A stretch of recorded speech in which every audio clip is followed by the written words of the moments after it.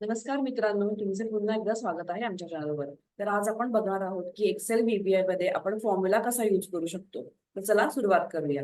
इकडे तर तुम्ही स्क्रीनवर बघू शकता, इकडे एक मास्टर डेटा आहे की ज्याच्यामध्ये स्टुडंट आयडी आणि स्टुडंट नेम आहे. तर आपल्याला काय हवंय की हा जो फॉर्म्युला इन व्हीबीआय हा टॅब आहे, तिकडे स्टुडंट आयडी वरून स्टुडंट नेम आपल्याला हवे आहेत. ते तर आपण या व्हिडिओमध्ये बघणार आहोत की आपण व्हीलुकअप फॉर्म्युला व्हीबीआय मध्ये कसा वापरू शकतो. तर त्यासाठी आपण मॅक्रो रेकॉर्ड करणार आहोत. तर इथे रेकॉर्ड मॅक्रोचं जे बटन आहे त्यावर आपण क्लिक करूया. आपल्या मॅक्रोला आपण नाव लिहूया व्हीलुकअप इन व्हीबीआय. ठीक आहे. मग आता व्हीलुकअप फॉर्म्युला आपण लिहिणार आहोत इक्वल टू व्हीलुकअप. लुकअप व्हॅल्यू काय आपली, तर ती आहे A2. कॉमा करू आपण. जे पण इनपुट हवं आहे ते आपल्याला इकडे दिसतंय. लुकअप व्हॅल्यू टाकली, आता आपण टेबल ॲरे टाकायचा आहे, जो की आहे आपला मास्टर डेटामध्ये. म्हणजे जी लुकअप व्हॅल्यू ती आपल्याला कुठे शोधायची आहे, तर ती आपल्याला शोधायची आहे मास्टर डेटामध्ये. Control shift right, control shift down करून आपण पूर्ण डेटा सिलेक्ट करू. F4 करूया. त्याने आपला जर रेंज आहे ती लॉक होणार आहे. म्हणजे जरी आपण फॉर्म्युला ट्रॅक केला तरी आपली रेंज चेंज होणार नाही. मग कॉमा करूया. आणि जो आपला कॉलम इंडेक्स नंबर आहे तो 2 आहे. नंतर 2 म्हणजे आपल्याला, कारण आपल्याला सेकंड कॉलम हवा आहे. आणि नंतर आपण फॉल्स करूया, म्हणजे आपल्याला एक्झॅक्ट मॅच साठी आपण फॉल्स लिहितो आहे. तर आपला इथे फॉर्म्युला लिहून झालेला आहे. ठीक आहे. तर जेव्हा प्लस साइन येईल तेव्हा डबल क्लिक करायचं, म्हणजे सगळा जो फॉर्म्युला आहे तो शेवटपर्यंत येतो. म्हणजे जी पण रेंज आहे तिथपर्यंत तो फॉर्म्युला येईल.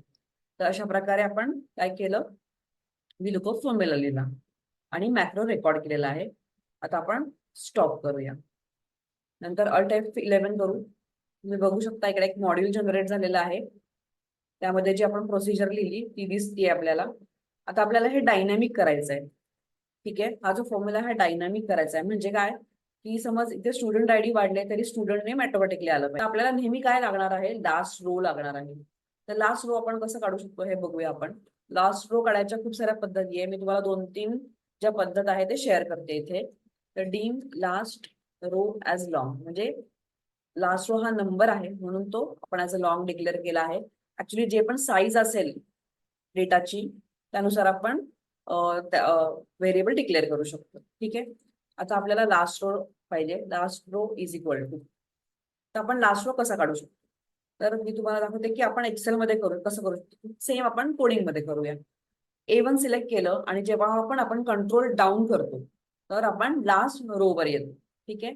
तर सेम आपण आता त्याचं कोडिंग मध्ये कसं करू शकतो, तर रेंज A1. ठीक आहे. आपण काय केलं, पहिले A1 केलं select, dot end Excel down button दाबलं, राईट, डॉट रो. त्या रोचा नंबर हवाय आपल्याला. ठीक आहे. आता आपण F8 करूया. तुम्ही बघू शकता लास्ट रो काय आली, 7. ती आली 7. ठीक आहे. त्याच्यानंतरची सेल आपल्याला हवी असेल तर आपण इथे +1 करू शकतो. ठीक आहे. तर ही एक पद्धत झाली ज्याने आपल्याला लास्ट रो मिळू शकतो. नंतर अजून काय आहे, की समज मी ठीक आहे, समज आपण A23 आणि कंट्रोल अप अप ॲरो दाबला, तर तेव्हा पण आपल्याला लास्ट रो मिळू शकते, की जिथे डेटा संपतो तिथली लास्ट रो आपल्याला मिळू शकते. तर सेम आपण कोडिंग मध्ये कसं करू शकतो, तर last row is equal to range. आता समज आपण A20 सिलेक्ट केली, A20 डॉट एंड. तर आपण एक्सेल काय केलं, एक्सेल अप केलं. एक्सेल अप म्हणजे अप ॲरो दाबला, बरोबर. Excel up dot row. ठीक आहे. तर परत आपण या कोडवर येऊया. एफेक्ट केलं तर तुम्ही बघू शकता बरोबर 7 रो आली. ठीक आहे. तर या पद्धतीने करू शकतो. पण A20 आता कधी पण चेंज होऊ शकतो, राईट. एकदा समज A20 मध्ये पण डेटा येऊ शकतो. तर हे पण आपल्याला जर डायनॅमिक करायचं असेल तर आपण कसं करू शकतो,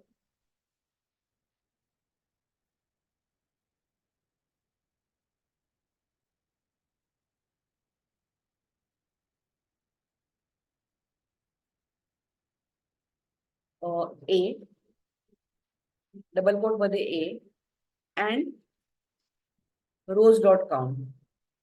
बरोबर, जेवढे पण रोज आहे तेवढे काउंट कर.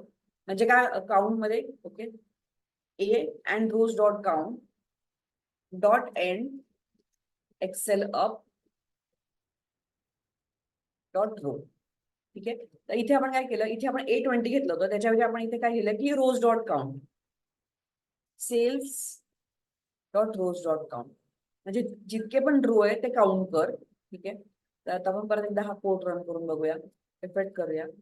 तर काय येत आहे आपलं 7 येतात. म्हणजे काय, किती रो आहेत या एक्सेल, ओके, या वर्कशीट मध्ये जितके पण रो आहेत ते आपण डायनामिक केलं actually. A and cells dot rows dot count, म्हणजे जेवढे पण रोज आहेत त्या सेलवर जाऊन, ठीक आहे, म्हणजे इथे आपण बघू आता सगळ्यात शेवटचा सेल. ठीक आहे, या सेलवर जाऊन, ठीक आहे, सेलवर गेलो आपण, कंट्रोल अप बटन दाबलो की आपण कुठे येतोय, बरोबर जिथे डेटा संपतो त्या सेलवर येतोय. तर सेम आपण इथे कोडिंग केलं, त्याने आपल्याला हा लास्ट रो मिळाला. लास्ट रो आपण कसं काढलं, तर A1 ला गेलो, control down key, same code आपण इथे जनरेट केलाय, range A1 dot end dot Excel down dot row, त्यांनी आपल्याला लास्ट रो मिळालाय. नंतर अजून एक काय दाखवलं मी की कुठला तरी खाली एक सेल सिलेक्ट केला आणि कंट्रोल अप दाबलं, त्यांनी पण आपण लास्ट रोला येणाऱ्या डेटाच्या.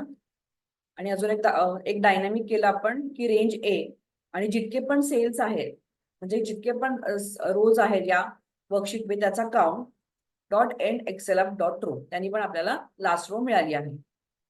आणि अजून एक पद्धत दाखवते तुम्हाला लास्ट रोची, ती म्हणजे cells dot special cells. Special cells कुठलं, तर जे पण लास्ट सेल आहे डॉट रो, त्यांनी पण आपल्याला लास्ट रो मिळू शकते.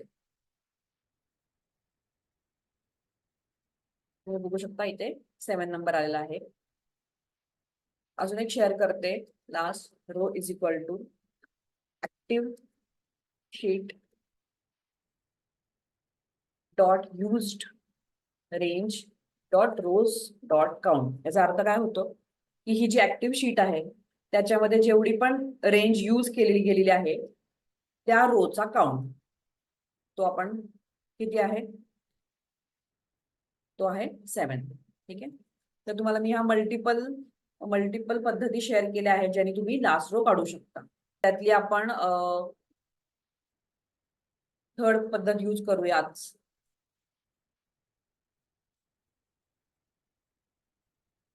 बाकी सगळ्या पद्धती मी कमेंट करते आहे. ह्या पद्धत, या 3-4 पद्धतीने तुम्ही लास्ट रो मिळवू शकता. ठीक आहे. आता आपल्याला लास्ट रो कशासाठी हवी आहे, तर ऑटोफिल डेस्टिनेशन साठी. ठीक आहे. तर आपण आता इथे हा कोड डायनामिक कसा करू शकतो, तर हा जो आपला फॉर्म्युला आहे तिथे आपण काय करूया, active sheet formula R1 C1 च्या ऐवजी रेंज, रेंज काय आपली V2 डबल कोलन B आणि अँड लास्ट रो करायचं. ठीक आहे. तर आपल्याला या बाकी कुठल्याही लाईनची आता गरज पडणार नाही. म्हणजे आपण इथे काय केलं, आधी आपण लास्ट रो काढला. लास्ट रो कशासाठी, तर आपल्याला फॉर्म्युला कोणत्या रो पर्यंत हवाय त्यासाठी, आणि आपला जो फॉर्म्युला आहे तो आपण ऑलरेडी मॅक्रो थ्रू जनरेट केलेला आहे. ठीक आहे. तर आता आपण बघूया, इफेक्ट करू. तर इथे तर ऑलरेडी आपला फॉर्म्युला आला होता, राईट. आता आपण काय करू, अजून काही स्टुडंट आयडी कॉपी पेस्ट करूया.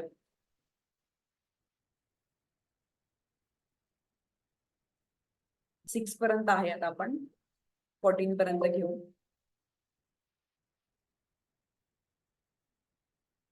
आता हा मॅक्रो स्टॉप करू. ठीक आहे. बंद करूया ही विंडो. आता व्ह्यू मध्ये जाऊ,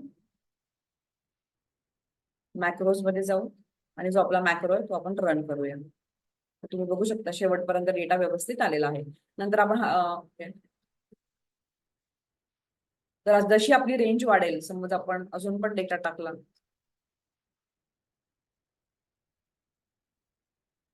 मध्ये आपला जो मॅक्रो आहे तो सिलेक्ट करून आपण ओके क्लिक करूया, आणि आपल्या बटनला नाव घेऊया इकडे